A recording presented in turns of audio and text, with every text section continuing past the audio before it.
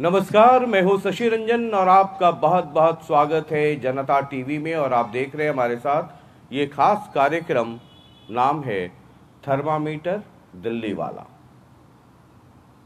अब मैं अक्सर ये कहता हूं, आपने मुझे लगभग सभी कार्यक्रमों में या सब जितने एपिसोड्स हैं उसमें ये कहते हुए सुना होगा, जिसे आज फिर दोहरा देता हूं कि बतेरे प्रोग्राम है यूट्यूब पे, इधर उधर, ये चैनल वो चैनल, बहुत सारे, दिन भर देखेंगे तो भी खत्म नहीं होगा।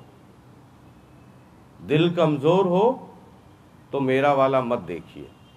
थोड़ी टीआरपी कम आ जाएगी, हम बर्दाश्त कर लेंगे, लेकिन आपके स्वास्थ्य पे कोई असर पड़ जाए ये तो अच्छी बात नहीं है। इसलिए दिल कमजोर हो तो मेरा वाला मत देखिए, और फिर भी दिल ना माने तो ब्लड प्रेशर की दवा रखिए, एक गिलास पानी रखिए और एहतियात के साथ ये कार्यक्रम देखिए। थर्मामीटर इधर मैं लगाता हूँ, उधर नेताजी जितने हैं, इस पार्टी उस पार्टी उस पार्टी, उनका बीपी बढ़ जाता है, किसी की दिल की धड़कनें बढ़ जाती हैं, किसी को सुना है आजकल की बुखार भी हो जाता है।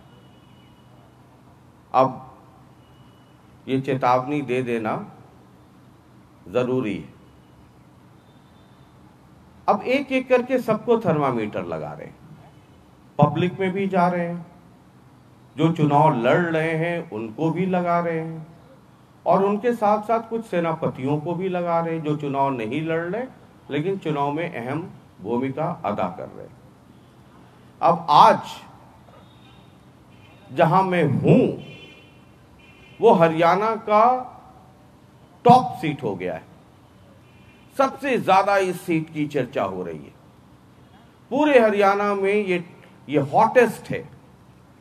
कभी रोहतक हॉट हुआ करता था, उसके बाद करनाल हॉट होने लगा, लेकिन आप हरियाणा में घूमिए तो हर आदमी ये पूछता है, रंजन साहब वो बाकी तो ठीक है, उस सीट का बताइए कि हिसाब किताब क्या है। हम हिसार में हैं। अब आपको पता है कि हिसार की कहानी क्या है। कांग्रेस में लंबी जद्दोजहद चली, सुना, बड़ा डिस्कशन हुआ, इस खेमे में उस खेमे में, ये सर्वे वो सर्वे, और फिर लास्ट में एक लिस्ट आई। उम्मीद ये की जा रही थी कि विजेंद्र, जो कि मौजूदा सांसद हैं, अभी भी हैं, वो बीजेपी छोड़ करके कांग्रेस में चले गए, अपने पिताजी और माताजी समेत, यानी चौधरी बीरेंद्र सिंह और प्रेमलता समेत। अब इस उम्मीद में गए थे कि इधर एमपी हैं, उधर भी टिकट मिल जाएगी, लेकिन राजनीति खेल कुछ ऐसा है कि कब क्या हो जाए पता नहीं चलता। टिकट उनकी वहां कट गई और जेपी को मिल गई। जेजेपी जो इस सरकार के साथ इंजन के तौर पे, छोटे इंजन के तौर पे चंडीगढ़ में गाड़ी चला रही थी, वो आपको पता है डिवोर्स हो गया बीजेपी के साथ। अब वो अलग चुनाव लड़ रहे हैं, और दुष्यंत यानी कि डिप्टी सीएम साहब ने अपने माताश्री को मैदान में उतार दिया। उधर आईएनएलडी से उनकी देवरानी आ गई, तो बीजेपी ने कहा कि ये दो देवरानियां हैं, इनको कुछ तो बताना पड़ेगा। तो बीजेपी ने इनके ससुर को भेज दिया, कहा कि अब हमारी तरफ से मैदान में ससुर उतरेंगे। अब ये हिसार में देखिए 4 कैंडिडेट मुख्य तौर पे आ गए हैं, और भी कई लोग आएंगे। अब ये चारों देवीलाल प्रत्यक्ष या परोक्ष रूप से जुड़े हुए हैं। 3 तो सीधे सीधे, एक तो सीधे उनके बेटे हैं, 2 पुत्र बधुएं हैं, और एक जो जेपी हैं ये भी उसी स्कूल के निकले हुए। और ग्रीन ब्रिगेड, आपको याद होगा वो दौर, वो जमाना जब उनकी दाढ़ी और बाल काली हुआ करती थी, आजकल तो सफेद हो गई है, तो ये भी वहीं से हैं।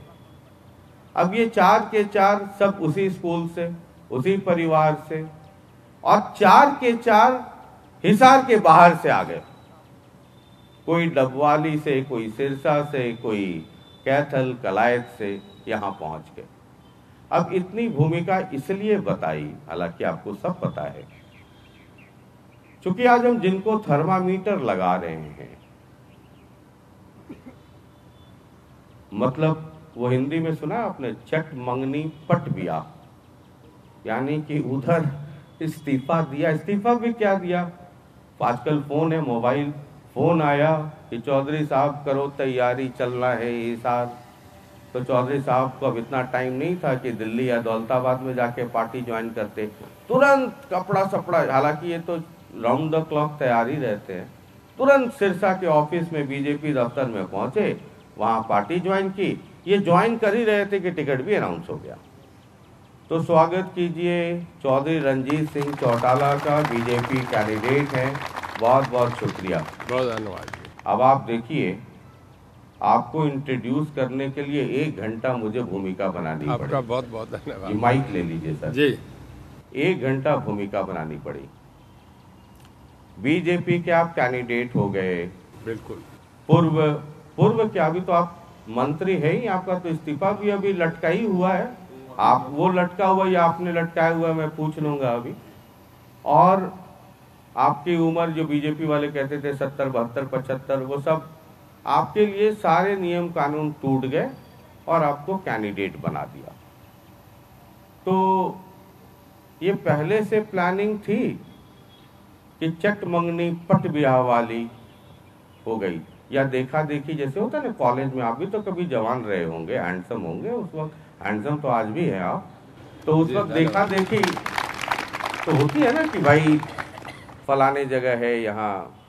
तो ये बातचीत चल रही थी बीजेपी से अंदर खाने, सब मामला सेट था कि अचानक कुछ ऐसा हुआ कि आपको टिकट दे दिया? देखिए, ये मेरा सौभाग्य था कि जो प्रधानमंत्री आज दुनिया में मशहूर है, सबसे जो पॉपुलर प्राइम मिनिस्टर है और सबसे बढ़िया जो एक देश की 1 नंबर पार्टी है जिससे बराबर मैंडेट मिला है, ये तीसरी बार मिलने जा रहा है। इंदिरा जी को भी एक बार बीच में ब्रेक मिल गई थी, 77 में चुनाव हार गई थी, कोई भी 3 बार नहीं बना।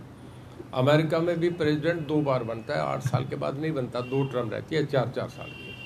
और इंग्लैंड में भी थ्रेचर और चर्चिल 2-2 बार बने थे, तीसरी बार नहीं बना। हमारे प्रधानमंत्री की चहलकदमी इतनी मजबूत है, दुनिया में इतना ज़बरदस्त ढंग का है। मैं तो मेरा सौभाग्य समझता हूँ, अंदर नीचे कुछ नहीं चल रहा था कि जो 400 टिकटें प्रधानमंत्री चयन करे और ऐसे बुद्धिमान प्रधानमंत्री, तो उसमें मेरा टिकट निकाल के दे, ये मेरा सौभाग्य है। मैं समझता हूँ मेरी कार्यप्रणाली और मेरे दायित्व को ये टिकट। मतलब अब आपको टिकट मिल गया है तो जिंदाबाद जिंदाबाद करेंगे ही, नहीं मिलता तो कहते ना ना मोदी जी ठीक नहीं है। देखिए, आप अपनी बात कहें, बहुत लोग ऐसा करते हैं, पर रणजीत सिंह एक अलग है, एक्सेप्शन है जी। मेरे फादर डिप्टी प्राइम मिनिस्टर थे, ओम प्रकाश जी चीफ मिनिस्टर थे, और महम कांड हो गया था, बहुत बड़ा घर था हमारा। 6 मिनिस्टर के साथ मैंने इस्तीफा दे दिया था कि मैं उस कैबिनेट में नहीं शेयर करूंगा जिसमें गोलियां चल गई हो, जिसमें लाशें गई हो।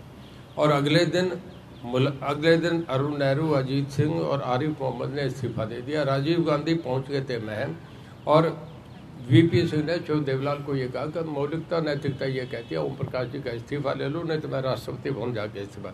रणजीत सिंह उस खुराक का आदमी है, मैं अपना निभाता हूँ, मैं मॉरलिटी रैथिक को ज़्यादा अहमियत देता हूँ। मेरे फादर उस दिन बहुत बड़े थे, मुझे घर में ये दिक्कत थी कि मैं घर जाऊँगा, माँ क्या कहेगी, बाप क्या कहेंगे।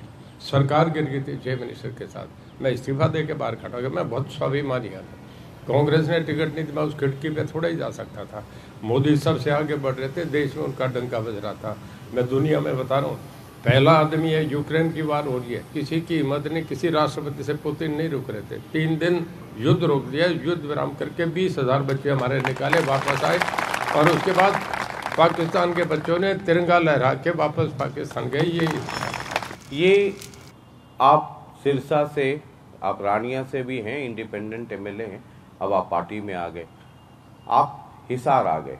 अब कई लोग जो हैं पॉलिटिकल एनालिस्ट हैं, सबका अपना अपना काम है, तो ये कहते हैं कि अब ये हिसार में देखिए 4 के 4 कैंडिडेट, ये सब बाहर वाले आ गए। ये आपने, ऐसा नहीं है कि मुझसे पहली बार कोई आपने सुनी हुई बात, इस तरह की बातें लोग कर रहे हैं, ऑपोजिशन के लोग करेंगे, ये करेंगे, वो करेंगे, जेपी करेंगे, सब लोग कर रहे हैं। तो उसको कैसे काउंटर करते हैं? देखिए, जब किसी आदमी के आइडेंटिफिकेशन होती है ना, तो उसका लिखा जाता है कि इसका जन्म कहाँ हुआ, इसका गांव कौन सा था, इसका जिला कौन सा था। ये जिले तो 68 में बने। अच्छा। तो मूलतः आप हिसार के ही? मैं हिसार का हूँ। ठीक है। अच्छा ये बताइए, मैं और भी कई इश्यूज पे मुझे जाना है, लेकिन उसके पहले अब आप जब फील्ड में जाते हैं तो हमारे यहाँ हिंदुस्तान में एक रिवाज है कि ससुर जब कमरे में आ जाएं या अंदर आ जाएं तो बहुएं साइड हो जाती हैं, है ना। अब देखिए वक्त तो बदल गया है, अब आप चुनाव में हैं, टक्कर आपको एक नहीं बल्कि दो दो बहुएं दे रही, है ना। इधर आईएनएलडी से भी एक बहू, उधर जेजेपी से भी एक बहू। तो मैं ये सोच रहा था कि चौधरी साहब तो बड़े सौम्य हैं, बड़े सॉफ्ट स्पोकन हैं, बड़े माइल्ड हैं। अब ये टकराव की स्थिति है, राजनीति है, बाकी तो बहू और ससुर होंगे घर में। फील्ड में तो आप बीजेपी कैंडिडेट हैं, वो जेजेपी कैंडिडेट, वो आईएनएलडी कैंडिडेट, वहां जाकर के क्या कहते हैं आप? देखिए, जब अजय की टीका हुआ, शादी हुई, तो जो सामान लेना है मैंने लिया, क्योंकि घर में मैं चाचा था। अब जब अभय के बच्चों की शादी हुई तो सब जितनी रस्में थी वो मैंने करी, मैं दादा था। ये तो पारिवारिक बात है। देखिए, जो देवीलाल फैमिली हमारे परिवार की बहुत बड़ी पराकाष्ठा है और पूरे देश में जो देवीलाल का नाम जानते हैं, समाज में भी उनकी बहुत बड़ी इज्जत है, बड़ा परिवार है। एक ही परिवार के हम 5 बच्चे, बिना किसी पार्टी के, बिना पार्टी की एफिलिएशन के इंडिपेंडेंट विधानसभा बैठे जो देवीलाल के नाम से है। कोई भी ना कांग्रेस में ना बीजेपी भी। अब ज्वाइन करा मैं तो आप इंडिपेंडेंट जीत के आया। अब जहाँ परिवार की बात, जब मैंने विधानसभा में शपथ ली तो मैं स्पीकर के जब शपथ लेके वापस आ रहा था तो नैना और दुष्यंत दोनों जो जहाँ विज साहब बैठे हैं पहली लाइन में, दोनों वहाँ बैठे। जब तक ओथ नहीं होती तब तक सीट का नंबर नहीं अलॉट होता, कोई कहीं बैठ सकता है। मैं जब वापस आया ओथ लेके तो दोनों ने पैरों में झाँप लिया। मैंने विधानसभा में भी आशीर्वाद दिया। ये हमारा समाज है जो देवीलाल का परिवार है। आज भी घूम में है, आज भी हमारे बच्चे हैं, वो कुछ बोले मैं उनके खिलाफ नहीं बोलूँगा। जो देवीलाल ने एक बात कही थी कि भाई कभी भी रणजीत सिंह कोई बात परिवार के लिए अच्छी बात नहीं करना, वो कभी भी नहीं करूँगा। लेकिन इसलिए मैंने कहा ना कि वो रिश्ता तो घर के अंदर है, बाहर तो आप पॉलिटिकल अपोनेंट हैं, है ना। वो आपके खिलाफ वोट मांगेंगे, आप उनके खिलाफ वोट मांगेंगे, तो वहां फिर मतलब तो आप इसका मतलब है कैंडिडेट गॉन करेंगे, पार्टी पे आ जाएंगे। मुझे ऐसी दिक्कत नहीं आएगी, क्योंकि यहाँ जो चुनाव है ना वो सीधा सीधा भारतीय जनता पार्टी और कांग्रेस में, यानी हरियाणा की 10 सीटों पे भी। आप कहीं भी देखिए, आपको भी इस बात की जानकारी है। आप हमारे दोस्त मित्र हैं, मन में तो मेरी बात का आप हाँ बोल रहे हैं, बाहर ना बोल रहे हैं। ठीक है, ठीक है। मन में तो कह रहे हैं, ठीक कह रहे हैं आप। देखिए, फाइट कांग्रेस से है और कांग्रेस में एक ऐसा उम्मीदवार आ गया जिसने जो देवीलाल का बहुत बड़ा कैरियर था। एक गांव से, वो बिड़ला के बेटे नहीं थे, एक जमींदार के बेटे थे। मैं तो जो देवीलाल का बेटा हूँ इस बात से मिले, वो तो एक किसान के जो लेखराम के बेटे थे। उन्होंने मुल्तान की जेल काटी, लाहौर की जेल काटी, उन्होंने संघर्ष करा। जो देवीलाल की अगर एक लाइन की परिभाषा है तो ये है कि जो चैलेंज को सबसे ज़्यादा चैलेंज लेके एक्सेप्ट करता है वो देवीलाल है। उन्होंने लड़ाई लड़ी, लड़ाई लड़ने के बाद वो प्राइम मिनिस्टर तक के ऑफिस पे गए, चीफ मिनिस्टर बने, कई बार कईयों को चीफ मिनिस्टर बनाए, प्रधानमंत्री भी बनाया, इसी घर तक पहुँच गए। जो देवीलाल के सफ़र में जिस दिन उनका डाउनफॉल हुआ, केवल एक ही बात सिवा कि एक ग्रीन ब्रिगेड का नाम उनके धब्बे पे लग गया। उस ग्रीन ब्रिगेड ने जो देवीलाल को बदनाम कर दिया। उस ग्रीन ब्रिगेड का मुखिया जो था वो आज कांग्रेस का उम्मीदवार है। तो मैं ये समझता हूँ कि जो देवीलाल के कैरियर पे सबसे बुरा दबा, इसे तो सभा में खड़ा करके कहा था, बोले भाई ये बैठा जयप्रकाश, इसे गांव में सरपंच नहीं बनाता है, मैंने मंत्री बना दिया कि नहीं, ये हिसार जिले के सब लोगों का सबके सामने सभा में कह के गए थे। तो मैं नहीं समझता कि कहीं कांग्रेस भी फाइट में है। वो बच्चे फाइट में नहीं है। प्रजातंत्र की डेमोक्रेसी, एक लाइन कहूँ, प्रजातंत्र की परिभाषा है कि जहाँ विचारों का विरोधाभास होगा उसे प्रजातंत्र कहेंगे। जो देवीलाल बहुत बड़े डेमोक्रेट थे, वो एक इंस्टीट्यूशन थे, संस्था थे।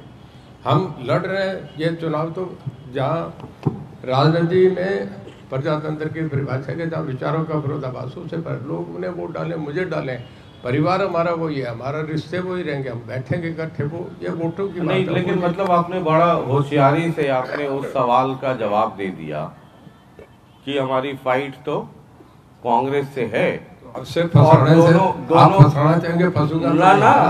दोनों बहुएं जो है वो मुकाबले में है नहीं, मतलब उनकी पार्टी मुकाबले में नहीं है। तो आपको उनके बारे में कुछ कहने की मुझे कभी जरूरत ही नहीं पड़ेगी। हमारे जो कहना है आपको ग्रीन ब्रिगेड के बारे में ही कहना है। कहते हैं ना, माँ बाप कहते हैं बच्चे जैसे जैसे बड़े होंगे सियाने होते जाएंगे, कई गलतियां करते रहेंगे, ठीक होते जाएंगे। मैं देख ही नहीं रहा, हमारे बच्चे हम बढ़ रहे हैं। ठीक है, तो अब आपको मतलब उधर उनके बारे में पॉलिटिकली मुझे कोई चिंता नहीं। नैना सुनैना के बारे में आपको कुछ कहने की जरूरत ही नहीं है। 1% भी कहने की जरूरत नहीं। मतलब आपको लगता है कि ये जेजेपी INLD मतलब एकदम साफ है? मैं नहीं मानता कहीं फाइट में है। मैं अब भी ये कह रहा हूँ कि मेरा ये मानना है 5% वोट भी नहीं है ही नहीं। लोगों में जो जा रहे हैं, सर्वे हो रहे हैं, सब कुछ। मैंने भी 9 के 9 हल्कों को सर्वे कराए हैं, कहीं भी 5% से ऊपर नहीं आ रहे। तो ये साफ है। तो अब आपकी फाइट एक ही है, मोदी को जिताने की, मोदी को हराने की। सीधा इस बात का वोट पड़ रहा है, उसमें वो कहीं भी नहीं आते। ठीक है, आपने कहा कि ग्रीन ब्रिगेड के जयप्रकाश है ना, आपने देवीलाल के करियर पे ग्रीन ब्रिगेड एक डब्बा भी बोला, उसके मुखिया जयप्रकाश, ये तमाम तरह की चीजें बोल दी। लेकिन जयप्रकाश का एक रिकॉर्ड है, वो पिछले कई चुनाव हिसार आदमपुर इधर से लड़ चुके हैं, कई बार इस इलाके से जीत चुके हैं। एक ही बार वो जीते जा करके इंडिपेंडेंट, वो जीते कलायत से। बाकी जितने बार भी जीते या हारे वो इसी इलाके से जीतते हारते रहे। जेपी के बारे में लोग कहते हैं, आम जो चर्चा रहती है कि जेपी लड़ता है तो माहौल बना देता है। अब fight between BJP and Congress, यानी चौधरी रंजीत चौटाला वर्सेस जेपी, ये मुकाबला अगर 1 to 1 फाइट है अगर सीधा, तो वो थोड़ा चैलेंजिंग नहीं होगा बीजेपी के लिए? अगर बाईपोलर में मुश्किल ट्राईपोलर हो जाए या मल्टी कॉर्नर फाइट हो जाए, जो एंटी मोदी या एंटी बीजेपी वोट है उसका डिवीजन हो जाए, तो आपको लगता नहीं कि ज्यादा फायदा होगा? मैं इसका एक जवाब दे रहा हूँ। आपके जनरल VK सिंह है, बापड़ो गांव के थे, चुनाव लड़े, वो पूरा अपना कैरियर सेकंड लेफ्टिनेंट से स्टार्ट करा, तब जाके जनरल आर्मी चीफ बने। रंग रूट तो नहीं बन सकता। रिटायर होने के बाद उनका जीवन पहले रहा, या मेरठ कैंट में रहेंगे, या देहरादून रहेंगे, या हिसार कैंट में रहेंगे, आर्मी में रहे या फ्रंट पे रहे होंगे। रिटायर होने के बाद कभी गांव में नहीं गए, क्योंकि जो आर्मी का जनरल है, जिसने मैच की लाइफ देख ली हो, आर्मी मैच की, वो गाँव में नहीं रह सकता।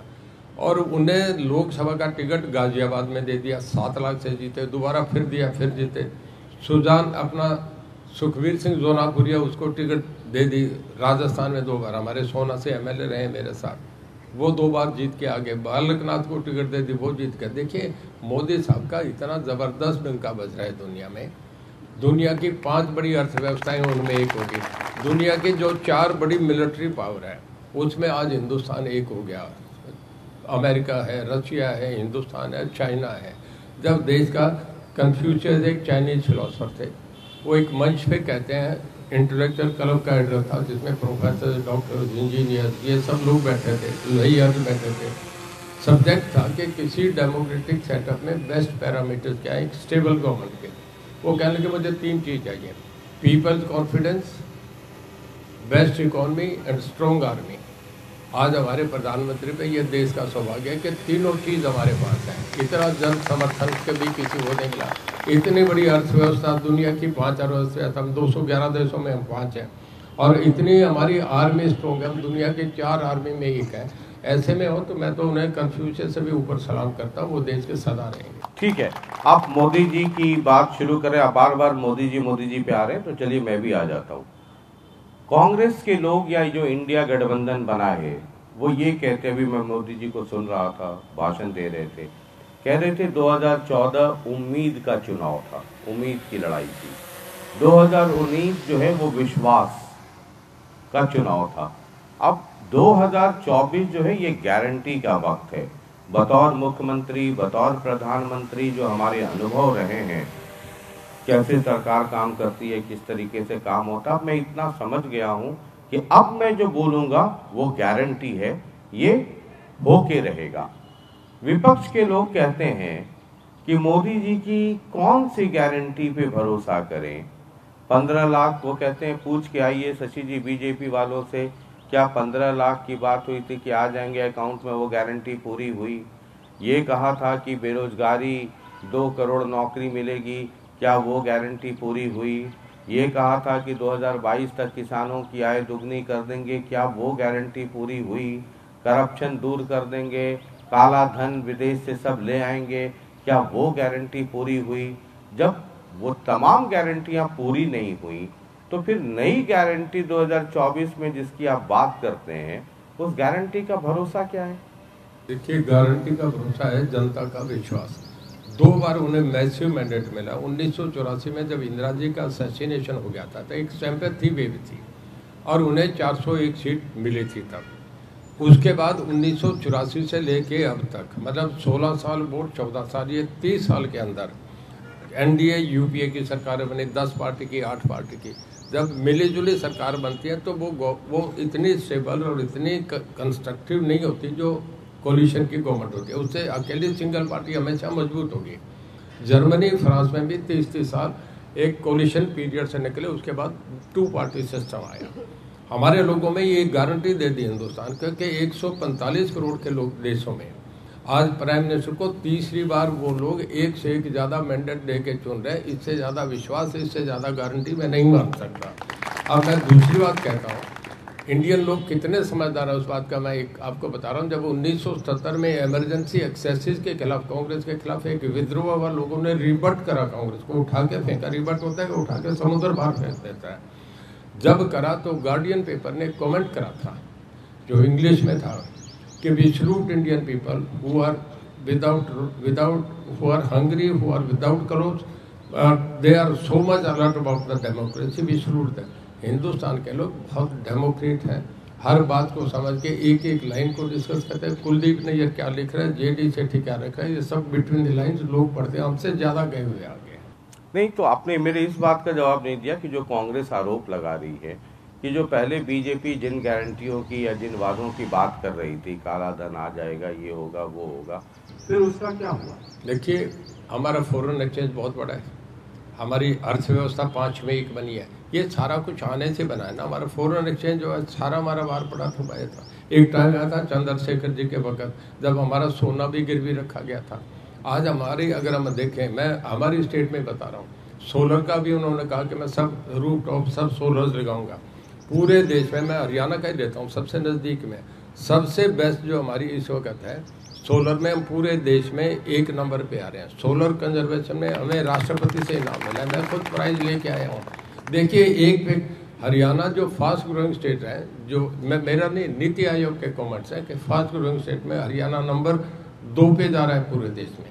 जब ये हो रहा है सारा मोदी जी का इम्पैक्ट नहीं। हरियाणा तो पंजाब से जब अलग हुआ था, हम तो भूखे स्टेट थे, हमारे पे तो रोटी खाने के पैसे नहीं थे, हमारे पे पानी लगाने के लिए खाल नहीं होता था, हमारे पास टूटी चला के पानी पीने को नहीं आता था। आज वो हरियाणा इस बात पे जा रहे हैं, ये सब मोदी साहब की गारंटी से हो रहा है।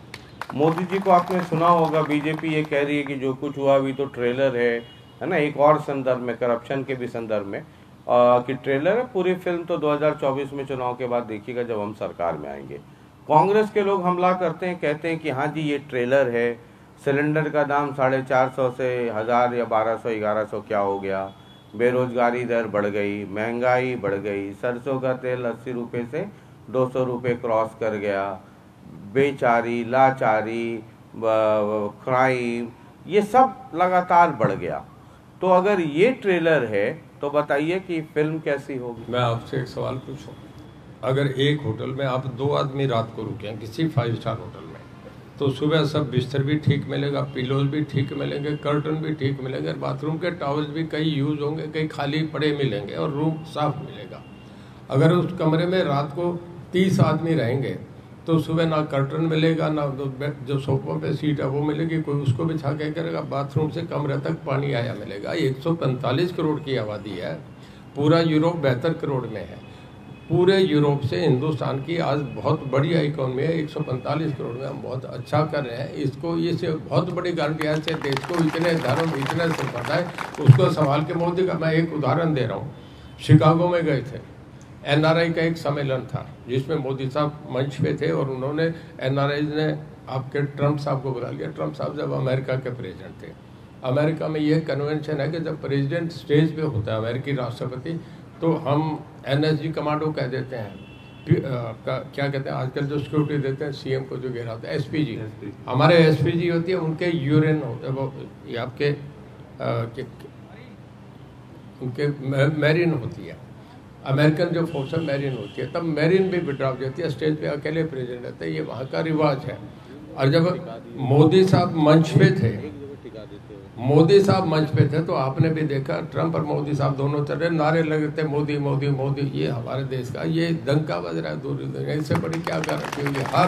हर देश, मैं जापान की बता रहा हूँ, जापान की 1280 यूनिट लगी है हमारे यहाँ देश में, उन 1280 में 28% मतलब 417 यूनिट अकेले हरियाणा में लगी है। ये सब यूनिट इस करके लग रही है, मोदी साहब के टाइम आ गए, नहीं पहले कोई। ठीक है, मेरा आप जवाब दीजिए, क्योंकि कई बार मैं ये कहता हूँ कि मीडिया को ये भ्रम हो जाता है कि वो जज है।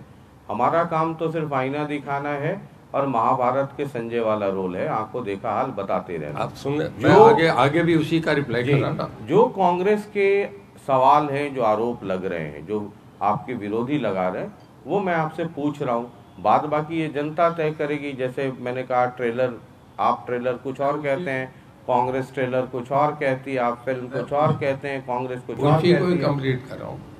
उसकी गारंटी में ये भी आता है कि जो आयुष्मान कार्ड बना है, जो गरीब आदमी जिनका इलाज नहीं होता था, बच्चों पे पैसे नहीं होते थे, इलाज करवा नहीं सकते थे, जिनकी 1,20,000 से कम इनकम है, उनका आयुष्मान कार्ड सेंट्रल गवर्नमेंट ने करा। 5 लाख तक का इलाज वो किसी भी हॉस्पिटल में जाके करे, वो आज जाके चाहे वो फोर्टिज में जाए, मैक्स में जाए, गरीब आदमी का बच्चा वहाँ इलाज सरकार उसकी पेमेंट करती है। दूसरा, मोदी साहब ने बनते ये कहा था कि तुम्हारे बैंक में खाते खुलवा लो। आज जिस आदमी को, चाहे वो कोई भी लेबर क्लास है, मनरेगा है, चाहे कोई भी है, सबका बैंक में सीधा खाते में, आरटीए से भी सीधा खाते में जा रहा है, उसका पैसा कोई नहीं, हमारा बीच की दलाली खत्म होगी। ये मोदी साहब ने करा, ये मोदी साहब की गारंटी है। ठीक है, मतलब उन खातों में कुछ 15 लाख भी आया है क्या? मतलब नहीं, खातों में 15 लाख तो नहीं, पर जो उनका डिजर्व जब था बनता था वो आप ट्रांसफर कर रहे हैं। अच्छा, वो कांग्रेस वाले ढूंढते हैं कि उसमें 15 लाख आया कि उन्होंने तो कभी डाला ही नहीं ना, हमसे क्यों पूछे, हमने खाता खोल के डाला तो है, उन्होंने तो कोई डाला ही नहीं। आप ट्रेलर की बात करते हैं, आपकी पार्टी उन्होंने तो पैसे दिए, हमारे तो नौकरी भी लग रही है। मैं गाँव में गया हूँ, अब गाँव में गया, पूछता कि जी हमारे बालसमंद गाँव में गया, कहते जी 200 बच्चे लगे हमारे, बिना खर्चे बिना पर्ची के। हर गाँव में जाते हैं, पहली बार ऐसा हो रहा है, धमाके हो रहे हैं। आप क्या बात कर रहे हो? चुनाव के ठीक पहले बहुत पुराने केस में जिस पार्टी में आप कई वर्ष गुजारे, कांग्रेस, आप उसका खाता सील हो गया। हेमंत सोरेन को उठाया, जेल में भेज दिया। अरविंद केजरीवाल को उठाया, जेल में भेज दिया। अब ऑपोजिशन के लोग कहते हैं कि अगर मोदी जी या बीजेपी से सवाल कर लिया तो बैरक नंबर भी अपना पता कर लो कि कौन सा बैरक नंबर में अगली रात बितानी है। हाँ, एक बीजेपी के पास, आपको याद होगा पवन खेड़ा ने एक AICC में एक प्रेस कॉन्फ्रेंस करी, वहाँ एक वॉशिंग मशीन, मैं बड़ा ताज्जुब करने लगा कि कांग्रेस के पीसी में ये वॉशिंग मशीन का क्या काम है। फिर कुछ देर बाद उस पर से पर्दा हटा तो वो था बीजेपी वॉशिंग मशीन। इधर से आप माल डालिए, इधर से कोयला डालिए, इधर से कोहिनूर निकाल लीजिए, मतलब धो धा के क्लीन कर करके निकाल लीजिए। और अगर आप बीजेपी में नहीं गए तो फिर आप बैरक नंबर ढूंढ लीजिए। ये कांग्रेस के लोग लगातार कह रहे हैं, आम आदमी पार्टी के, तमाम दूसरी पार्टियां, समाजवादी पार्टी, ये बहुत ज़बरदस्त आरोप लग रहा है कि जो इंडिपेंडेंट इंस्टीट्यूशंस हैं, जो जांच एजेंसियां हैं, उसमें एकदम ग्रिप भयंकर तरीके से हो गया है सत्तारूढ़ पार्टी का। देखिए, ऐसा है कि जब कोई पॉलिटिकली एजेंडा नहीं रहे तो थका हुआ आदमी ये कहता है कि इन्होंने ये कर दिया, वो कर दिया, ये ईडी इस्तेमाल कर रहे हैं, इनकम टैक्स इस्तेमाल कर रहे हैं। मुझे आप बताइए, सुप्रीम कोर्ट ने कहा है कि ईडी अपने राइट में ठीक काम कर रही है। सुप्रीम कोर्ट से बड़ा कोई कोर्ट है क्या? उनकी जजमेंट ही आई है कि ईडी जो है उसका अपना है, वो अपना कर सकता है। उन्होंने सुना नहीं, केस ही रिजेक्ट कर दिया जो लोग गए। देखिए, जिस आदमी ने लूटा है, जिस आदमी की चीज़ें उन एविडेंस मिल रही है, उन लोगों को कोर्ट लेके जाएगा, उन्हें जाना पड़ेगा, कोई भी नहीं बचेगा, लोग जेल काट काट के आएंगे। लेकिन चौधरी साहब, ऐसा क्यों होता है कि जब सत्ता में होता है ना तब आदमी ये ऐसा क्यों होता है कि एक प्रफुल्ल पटेल को जानते हैं आप, अजीत पवार को जानते हैं, दोनों को जानता हूँ। अब वो तो है नहीं किसी बैरक में, वो तो अपने घर पे ही रोटी दाल खा रहे हैं। देखिए, और उन्हीं लोगों के बारे में आप लोग क्या क्या कहते थे, आपके ऊपर से लेके नीचे नेता। तो ये एक पब्लिक में एक परसेप्शन एक बनता है। आपके एक्ट से, आपकी कार्रवाइयों से, कि जो आपके साथ आ गया वो तो एकदम दूध का धुला साफ है, और जो नहीं है वो उसको आपने उठा करके अंदर कर दिया। देखिए, मैं हरियाणा में बता रहा हूँ, शैलजा के खिलाफ कोई केस नहीं रजिस्टर हुआ, नहीं हुआ ना जी। मैं आपसे बता रहा हूँ, सबसे पुरानी लीडर हुड्डा साहब तो बाद में आए। मैं हाउस में 1987 में आ गया था, हुड्डा साहब 2005 में इसमें विधानसभा में आए हैं। शैलजा 1987 से राजनीति में, 1987 में पहला लोकसभा का चुनाव लड़ी थी, हार गई। दूसरा 89 लड़ी, वो भी हार गई। 91 में वो लोकसभा में आई। उस पर कोई दाग नहीं है, कोई नहीं अरेस्ट कर रहा। पंडित चिरंजीव लाल शर्मा थे, किसी ने अरेस्ट नहीं करा। कभी दलबीर सिंह जी को नहीं किसी ने अरेस्ट करा। तो फिर हुड्डा साहब को कब मेरी बात, हुड्डा साहब ने करे हैं, इशारे पे चलते रहेंगे, उनको नहीं करेंगे। हुड्डा साहब ने करे हैं ऐसे ऐसे, जो स्काईलाइट वाला जो प्लॉट, कई केस चल रहे हैं ना, उसमें ये है कि बयाना पे आप 154 करोड़ कमा के सब चीजें, वो एविडेंस है, बताइए कैसे इनकार करेंगे। सीबीआई के मतलब केस है ना हुड्डा साहब के खिलाफ, उन पे है केसेस। तो मतलब जब तक आप लोगों के साथ इंटरनल सेटिंग है, तब तक हुड्डा साहब हरियाणा में घूमते रहेंगे, और जिस दिन बिगड़ा उस दिन उनका भी एक बैरक नंबर तय हो जाएगा कि बैरक नंबर फलाना तिहाड़ में जाके मिलकर आइए। केस का आप जानते हैं, केस का टाइम होता है, दोनों तरफ वकील होते हैं, केस के लिए आर्गूमेंट्स होते हैं, उसमें गवाहियां आती हैं, तब जाके प्रोसिक्यूशन होता है। यूं नहीं होता कि किसी को जेजेपी आईएनएलडी के लोग कहते हैं कि बीजेपी और कांग्रेस, यानी हुड्डा साहब और बीजेपी, ये दोनों मिले हुए हैं। हुड्डा साहब को लगता है कि थोड़ा ज्यादा दाएं बाएं किया तो चौधरी साहब का एक फोन गया उधर या कहीं गया, या ईडी वाला बुला लिया। कि वो गाना सुना था आपने कि मम्मी ने तुम्हें चाय पे बुलाया है, तो आजकल तो ईडी ने चाय पे बुलाया है। अब चाय सुना है कि वहाँ की चाय बड़ी, मतलब कितना भी चीनी डालिए पूरे ओठ जल जाते हैं, ऊपर नीचे ये दोनों वाले। तो ये आईएनएलडी और जेजेपी के लोग कह रहे हैं 1987 में चौदेवलाल मुख्यमंत्री बन गए थे, और जब विधानसभा के प्लॉट देने लगे तो करण लेक पे दिए थे, तो कहने लगे कि 1,000 गज के प्लॉट दे दो।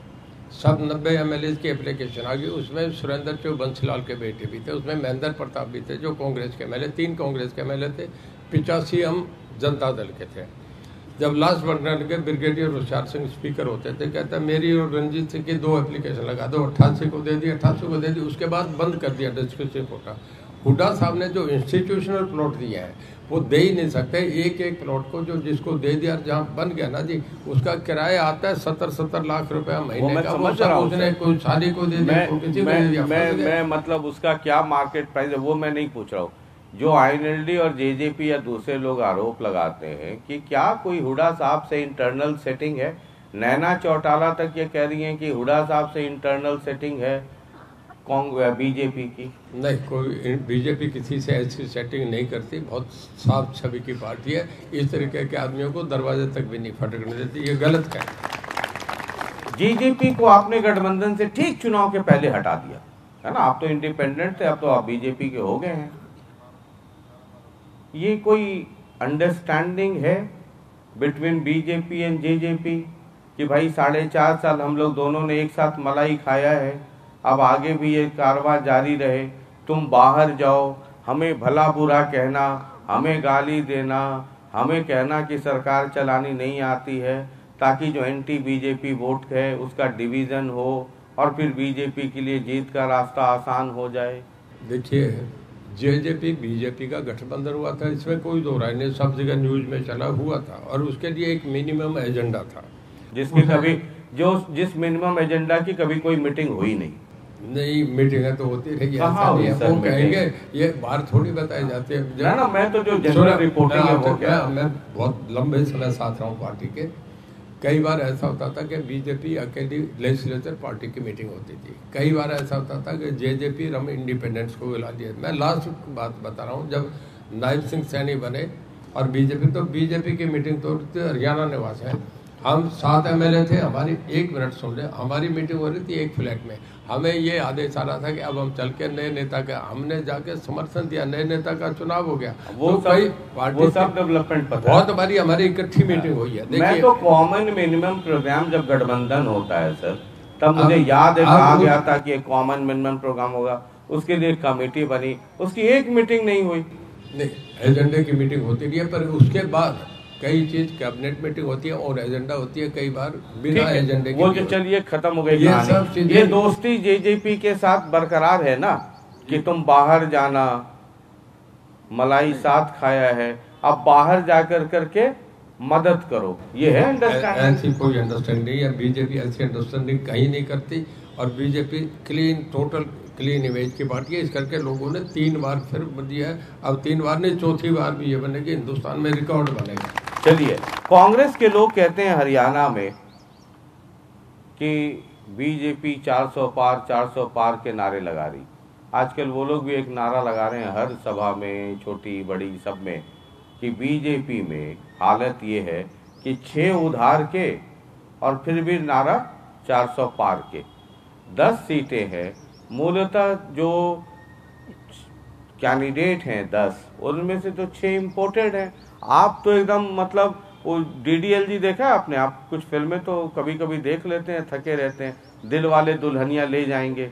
वो लास्ट में जो है शाहरुख खान वहाँ ट्रेन में है, काजोल को उसके पिताजी लेके आते हैं, जा बेटी जा, जिंदगी जी ले, ट्रेन छूट रही है, और उसके बाद काजोल चढ़ रही है। तो आप तो वैसे ही बीजेपी वाली ट्रेन छूट गई थी, चल दी थी, उसके बाद आप चढ़े। लेकिन आपके पहले भी जो 5 लोग हैं वो सब बाहर, अशोक तंवर आ गए, मतलब सब, रोहिंद्रजीत सिंह भी कोई बीजेपी विचारधारा वाले तो है नहीं। तो कांग्रेस लगातार ये प्रचार कर रही है कि कैंडिडेट 6 उधार के, फिर भी नारा लगाते हैं जोर से 400 पार के। देखिए, कभी कोई किश्ती चलाता है और उसमें जब बार बार चप्पू बदल के चलाने लगते हैं, कोई अगर अच्छा ड्राइव करता है तो उसे चांस मिलता है ना। मैं इस पार्टी में था, अब बात सुनिए मेरी, और मैं जब पार्टी में गया, मैं अब मेरा थोड़ा सा ट्रैक रिकॉर्ड तो बता दूं। मैं कांग्रेस छोड़ के बीजेपी में गया, मैंने समर्थन दिया, टेक्निकली मेंबर नहीं बना था, पर बीजेपी के जो लोग कंफर्टेबल थे उससे भी ज़्यादा मैं उस पार्टी में कंफर्टेबल रहा। मेरी परफॉर्मेंस नंबर 1 थी। मैंने मेरे जेल में इसमें डिपार्टमेंट में लाइन लॉस 9 पे ला के 9.05 है, जो रिकॉर्ड है गुजरात के बाद पूरे देश में। मैं, हमारी दोनों कंपनी DH UH A+ है हमारी, मैं ऑन रिकॉर्ड कह रहा हूँ। हमारी 4 कंपनीज है, DH UH और उसके बाद HPGCL HPPL। चारों की अकाउंटेबिलिटी, क्रेडिबिलिटी है कि आज तक मैं हरियाणा बनने के आज तक हमारी कंपनी डिफॉल्ट नहीं। हम चाहे कोल इंडिया से मांगे, वर्ल्ड बैंक से मांगे, हमें जाते ही हरियाणा को सबसे पहला पैसा मिलता। हम देश में 1 नंबर है। हम गुजरात से भी आ गए। अब अगली बात सुनिए, पूरे नॉर्दर्न इंडिया जो है वो हमारा सबसे बड़ा इंडस्ट्रियल हब बन गया पूरे देश में। आपका गुड़गांव, फरीदाबाद, मानेसर, पलवल, रेवाड़ी, पूरे देश में जितनी कारें मैन्युफैक्चर होती है 51% अकेला हरियाणा बना रहा है पूरे देश का। पूरे देश के जो एक्स्ट्रा जिन्हें पॉपुलेशन कहते हैं वो 60% अकेला हरियाणा बनाता है। पूरे देश की जो क्रेन जिन्हें पीला पंजा कहते हैं वो 53% अकेला हम बनाते हैं। और पूरे देश के जो मोटरसाइकिल है वो 60% अकेला हरियाणा बनाता है। ये हमारा अकाउंट है। पूरे दिल्ली की सब इंडस्ट्रीज हरियाणा में आ रही है। दिल्ली में जगह नहीं, हस्तिनापुर से लेके अब तक रही। दिल्ली से बाहर आके जितने ये ग्रुप हाउसेज आप देख रहे थे, DLF है, यूनिटेक है, आंसल्स है, वाटिका है, और इनका सबका TDI है। सब में 6-6 AC लगे हैं। वो सब हम पावर रोड हम मैनेज कर रहे हैं। आज तक कभी देखा हरियाणा में बिजली का? हर जगह दिल्ली में बुरी हालत है, हम सबसे बढ़िया परफॉर्म कर रहे हैं।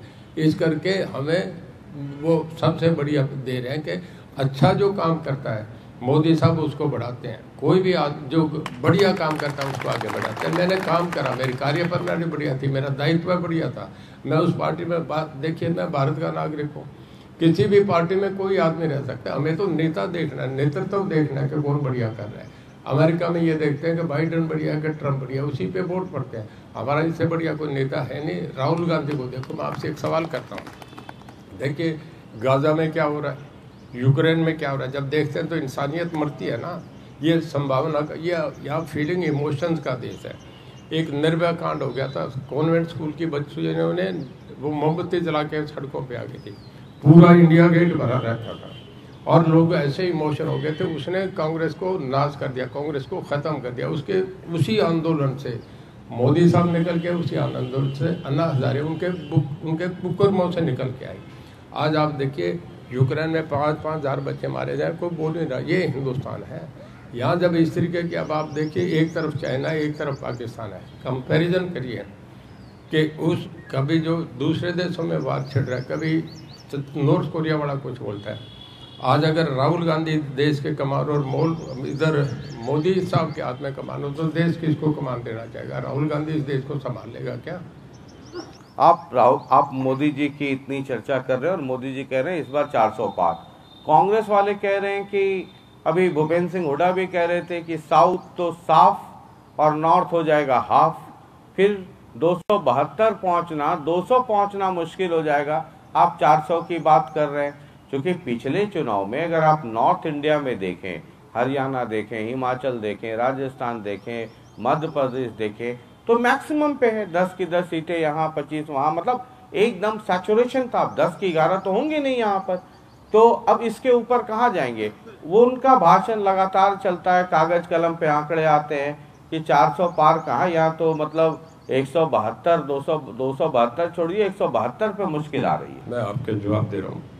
देखिए 1977 के बाद, मैं आपसे ही पूछ रहा हूँ इस बात का, मेरा आप जवाब दे दीजिए। 1977 के बाद जब जनता पार्टी निकली थी, कांग्रेस आ रही थी, वेस्ट बंगाल, इसके बाद आपका यूपी, बिहार, मैं 1977 से कह रहा हूँ, आज 47 साल हो गए। वेस्ट बंगाल, यूपी, बिहार, गुजरात, उड़ीसा, तमिलनाडु, इनमें 350 लोकसभा की सीट है। इन 350 में पिछले 47 साल से कांग्रेस नहीं है। जहां कांग्रेस 10 साल चलेगी वापस ही नहीं आती। हुड्डा साहब पिछली 2 बार भी यही आंकड़े दे रहे थे। पिछले 10 साल में 2 लोकसभा में उन्हें 1 सीट भी नहीं मिली, और अब इसके बाद आप देखें उनकी 1 भी नहीं है, साफ है। 10 की 10 साफ है, 11 तो हो ही नहीं सकते। जब सीट ही 10 है तो 10 आ रहेंगे।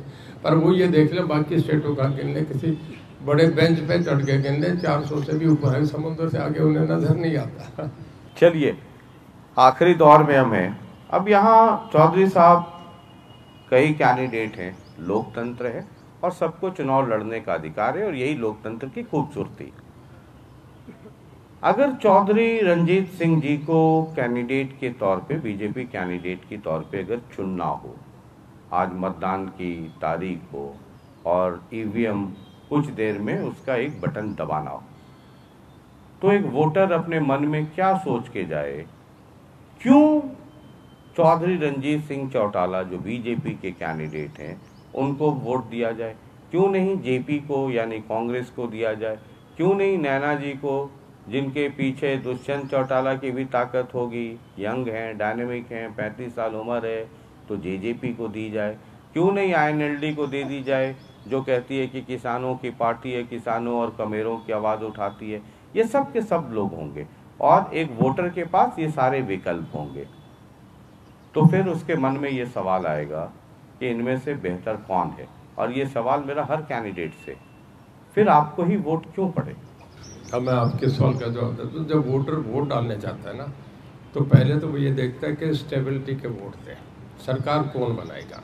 गठबंधन की सरकारें जब भी बनी, 1977 में बनी थी, 2 साल में टूट गई। उसके 3 ही चेहरे थे, उसमें थे मोरारजी देसाई, चरण सिंह और बाबू जगजीवन राम, वो टूट गई।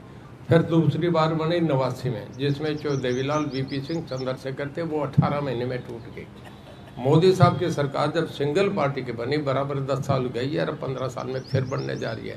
पहली बात तो स्टेबिलिटी देखते हैं। मैं एक गांव का उदाहरण देता हूँ, सब गांव ग्रामीण अंचल के लोग हैं। हमारे शादी होती है, जब शादी होती है तो अब कल तो रिवाज बदल के, पहले 2-2 दिन बारात रुकती थी। तो सुबह मॉर्निंग लड़की वाले के घर लड़के वाले थाल लेके जाते हैं। एक में उसमें बादाम होते हैं, उसमें खुजारे, क्या खारक कहते हैं उसे, क्या कहते हैं आप, हाँ वो होती हैं, और चीन के छुआरे, वो उसमें चीनी के भी वो बने होते हैं। और एक में दुल्हन के कपड़े होते हैं, और एक थाल होता है जिसमें गुलाबी हरे रंग के कागज़ों में लड़की के जेवर होते हैं। तो जब वहाँ से चलते हैं तो अब ये कहते हैं सब थाल कई लोग उठाते हैं, तो जिसमें जेवर होता है ना, उस थाल के लिए कहता है ये मामा को या फूफा को, कोई समझदार आदमी को दे, और रास्ते में गिर ना जाए, भाई जेवर है।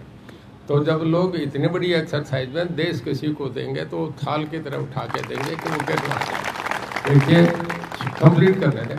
जब वोटर डालने जाता है ना वोट, तो भी देखता है कि आईएनएलडी बीजेपी तो हिंदुस्तान में बाहर कहीं है ही नहीं, आईएनएलडी और जेजेपी ये तो कहीं है नहीं। और जब देखते हैं कि कौन है, तो फिर मैं हिसार की बात कर रहा हूँ, जब उन्हें जेपी दिखेगा, उसके साथ जो चढ़े हुए हैं उनके साथ या काले वो पहलवानों वाले वो बने होंगे, और खुला रोड शो का देखिए, कब्जे बड़ी जगह हो रहे हैं, यहाँ भी हो रहे हैं, वहाँ 18 एकड़ में कल कोई बता रहा था, वहाँ जहाँ जाता हूँ कब्जे हो रहे हैं। हर आदमी ये देखता है, सेंस ऑफ सिक्योरिटी चाहिए उन्हें कि यार कोई सरकार बने, अच्छी बने। 92% लोगों को कोई काम नहीं होता, वो ये चाह रहे हैं अच्छी सरकार बने और लोगों को तकलीफ ना हो। लोग कहीं गुंडे को, बदमाश को कहीं भी नज़दीक नहीं आने देते। ये लोगों की एक शराब का ठेका गाँव में नहीं खुलना देते। तो लोग जब चलते हैं तो मैं आपसे बताता हूँ, जो बंदे वोट है वो तो डालेंगे मोदी साहब को। 15% वो पर्ची होती है जो जेब में डाल के घर से चलते हैं कि दूंगा बीजेपी से दूसरी पार्टी को। पर जब जाके लाइन देखते हैं ना लगी कि बीजेपी के लगे, इस पे तो कोई है नहीं, इस तप्पड़ पे भी कोई आदमी नहीं बैठा, तो कहते यार क्यों पर्ची खराब करें, वो भी बीजेपी को डालेगा। ये बता रहा हूँ। तो मतलब आप ये कह रहे हैं कि जेपी के साथ दबंग छवि, क्या शब्द इस्तेमाल करूं, गुंडा करूं, दबंग करूं, किल की मार करूं, क्या शब्द इस्तेमाल करूं? उसे कुछ आजकल मैं बहुत डरता हूं, आजकल तुरंत मानहानि का केस हो जाता है। कुछ भी और मैं बड़ा मतलब साधारण कमजोर आदमी हूं, केस मुकदमे से डरता हूं, तो क्या शब्द इस्तेमाल करूं? देखिए, मैं ये समझता हूँ कि जो आदमी जिसकी छवि ठीक नहीं हो, जिसका ये है कि इससे लोगों में इनसिक्योरिटी रहेगी, उस आदमी से लोग, देखिए मैं आपको यूपी का उदाहरण दे रहा हूँ। यूपी में पहले लोग जाते थे 6 बजे के बाद बाहर नहीं जाते थे, ये समझते थे यूपी आ गया, अब नहीं जाएंगे, सुबह चलेंगे।